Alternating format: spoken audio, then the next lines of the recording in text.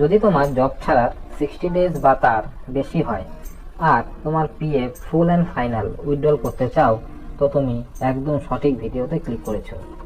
তো বন্ধুরা, আজকের এই ভিডিওতে দেখাবো পিএফ প্লাস পেনশন কিভাবে তুলবে তার সঠিক পদ্ধতি।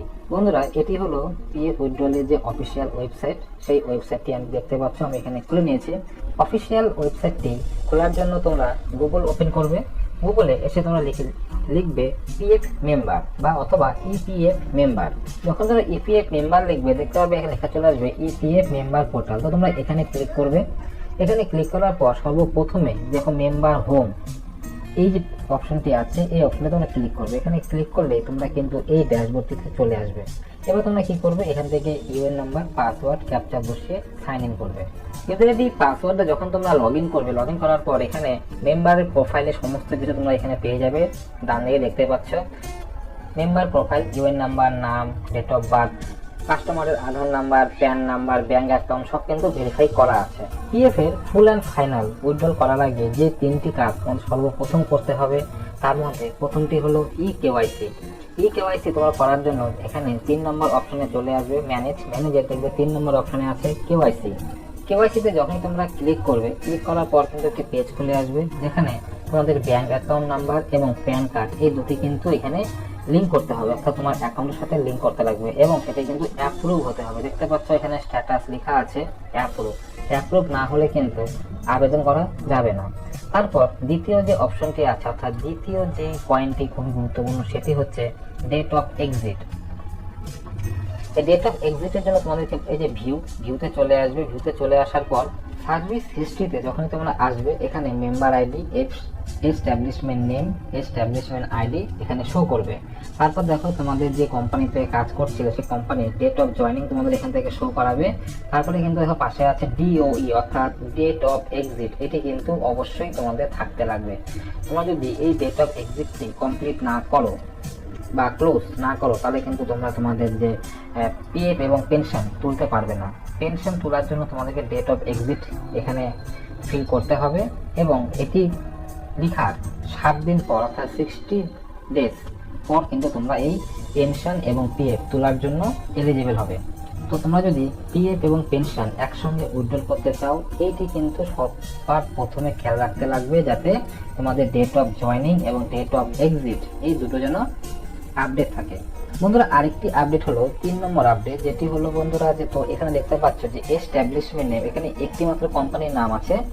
দেখা গেল তোমরা যদি 2টি 3টি বা 4টি কোম্পানিতে জব করে থাকো, সেক্ষেত্রে তোমাদের লেটেস্ট যে কোম্পানিতে বর্তমানে তোমরা কাজ করছো সেখানে যেন পুরানা যত পিএফ এর অ্যামাউন্ট আছে সেগুলো যেন তোমার রিসেন্ট পিএফ এ ট্রান্সফার হয়।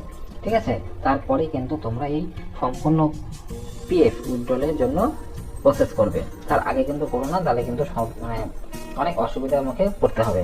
পিএফ উইথড্রল প্রসেসের জন্য আমাদেরকে 2টি ফর্ম ফিল আপ করতে হবে। একটি হচ্ছে ফর্ম 19 আর একটি হচ্ছে 10-3। তার জন্য দেখতে পাচ্ছ উপরে লেখা আছে ক্লেম ফর্ম, এখানে ক্লিক করতে হবে।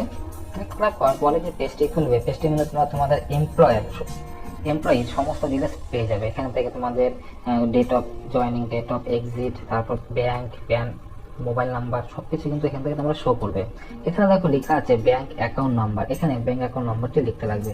সেই ব্যাংক অ্যাকাউন্ট নাম্বারটি লিখবে যেটি কিন্তু এখানে কেওয়াইসি করার সময় দিয়েছিলে, অন্য কোনো ব্যাংক অ্যাকাউন্ট দেবে না, তাহলে কিন্তু ভুল হয়ে যাবে। তো যেই ব্যাংক অ্যাকাউন্টটি তোমরা এখানে দিয়েছিলে কেওয়াইসির সময়, সেই ব্যাংক অ্যাকাউন্ট নাম্বারটি এখানে লিখতে লাগবে। লেখার পর করবে হলো ভেরিফাই। যখন এই অ্যাকাউন্টে তোমরা ভেরিফাই করবে, ভেরিফাই করার পর তোমরা দেখতে পারবে পাশে এখানে একটি সবুজ টিক চিহ্ন চলে আসবে। তো এর মানে কিন্তু তোমাদের অ্যাকাউন্টটি ভেরিফাই হয়ে গেছে। এবার কি করবে, এখান থেকে সোজা চলে আসবে proceed for online claim. Online ক্লেমে যখন তোমরা ক্লিক করবে, ক্লিক করার পরে এখানে একটি পেজ খুলে আসবে। তারপর নিচে দেখো লেখা আছে I want to apply for. এখানে দেখবে 4টি অপশন পাবে। প্রথমটি হচ্ছে 19 নম্বর ফর্ম, যেটি পিএফ উইথড্রলের জন্য আবেদন করব, এবং দ্বিতীয়টি হচ্ছে ফর্ম 10C পেনশন উইথড্রলের জন্য আবেদন করব। তো প্রথম যে ফর্মটি আছে ফর্ম নাম্বার 19, এখানে ক্লিক করতে হবে।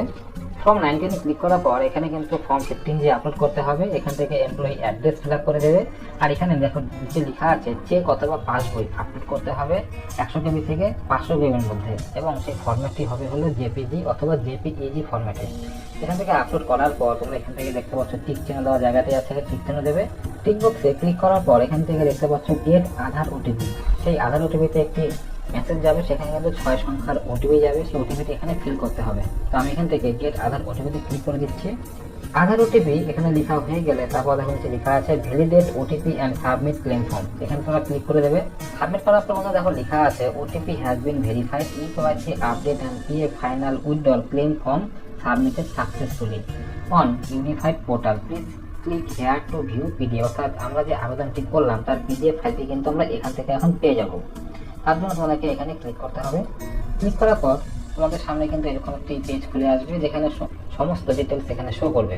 তোমরা এই পেজটিকে সেভ করে রাখবে তোমাদের নিজের কাছে ফিউচার রেফারেন্সের জন্য। এবার আমরা পরবর্তী যে পেনশন, সেই পেনশন আবেদন করব, তার প্রসেস এবার আমি তোমাদেরকে দেখাচ্ছি। পেনশন উইথড্র করার জন্য বন্ধুরা আবার তোমাদেরকে চলে আসতে লাগবে অনলাইন সার্ভিস। এখান থেকে যে ক্লেম ফর্ম 1931 10C এবং 10D এখানে ক্লিক করতে লাগবে। ক্লিক করার পর আবার এরকম একটি পেজ খুলে আসবে। এখান থেকে আবার তোমরা কি করবে, ব্যাংক অ্যাকাউন্ট নম্বরটি ভেরিফাই করবে। ভেরিফাই করে নেওয়ার পর তোমরা আবার এরকম একটি পেজে চলে আসবে। আবার তারপর লেখা আছে I want to apply for, সেখানে অ্যাপ্লাই করবো। এতক্ষণ আমরা বন্ধুরা 19 নম্বর ফর্ম অর্থাৎ পিএফ উইথড্রলের জন্য আবেদন করেছি। এবার আমরা পেনশন উইথড্রলের জন্য আবেদন করবো অর্থাৎ 10C যখন তোমরা ক্লিক করবে তারপরে দেখতে পারবে আবার তোমাদের যে অ্যাড্রেসটি এখানে ফিল আপ করতে লাগবে। এখান থেকে চেক অথবা পাসবই জেরক্স করে এখানে আপলোড করতে লাগবে, যেটি বললাম জেপিজি অথবা জেপিইজি ফরম্যাটে হতে হবে 100 থেকে 500 কেবির মধ্যে।